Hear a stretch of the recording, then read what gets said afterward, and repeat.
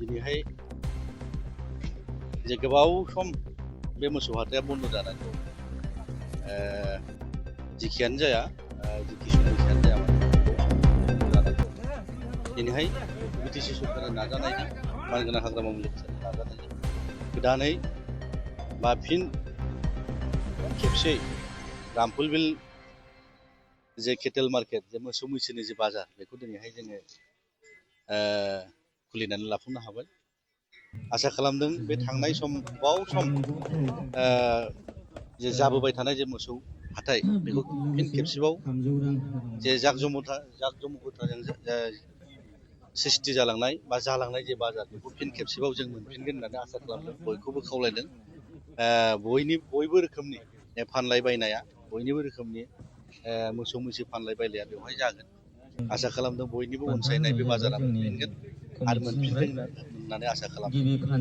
जाहाथे बेवहाय खुनु मथेबो बादा बिघ्नि जाहाथे जाया बेवहाय क्रियेट जाया बेनि थाखाय आं बयखौबो खावलायदों। जायगानि सार्थआव बा रायजो राजानि सार्थआव रायजो राजानि मोजांनि थाखाय बे मोसौ बाजारखौ जेरैबायदि थांखि लानानै खुलिफिनदों बे निस्सय मोगथां महर मोनथों। बेवहाय रावनिबो बादा बिघ्नि जाहाथे जाया आरो जोंनि सचेतन व्यक्तिफोरखौ रायजो राजाफोरखौ आं खावलायदों समाज सिबियारियानो जा दल संगठन सामलायगिरि बिथांमोनानो जा जों बयबो फानग्रा आरो बायग्रा आरो बे ओनसोलनि जे थासारि बेखौ जों जाहाथे मोजाङैनो मोजां लाखिनो जों बयबो सेस्था खालामो। बिनि थाखाय आं गोसो गोरबोनिफ्राय आं बयखौबो खावलायदों आरो बे रामफलबिल मोसौ हाथायखौ गोजोरै जाहाथे जाफुंसारो बिनि थाखाय आं इसोरनि खाथियाव आसा खालामो। दा बेखौ एसे सिगां आङो बे ओनसोलनि गारजेन बिथांमोनखौ भारबिलि बुंखांबाय जे जोंनि मोसौ हाथाय रामफलबिल मोसौ बाजार हिसाबै जोंहा बेसेबां हा एलकेट दं बा रामफलबिल बाजारनि नामाव एलकेट जायाखैबाबो बेवहाय गोबाव सम जों जन्म जानायनि सिगांनि 1956-57निफ्रायनो बेहाय मोसौ हाथाय दङ होननानै जों मिथिगौ।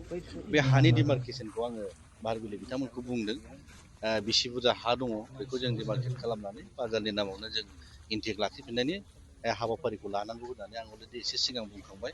दा बे हाखौ जों दिहुननायनि जोङो निस्सय सार्केल अफिसार बिथांनो जोङो स्टिक लिरगोन जोंनि बेवहाय हा बेसेबां खालि जानानै दं बे मथे जों रैखा खालामनो जों सेस्था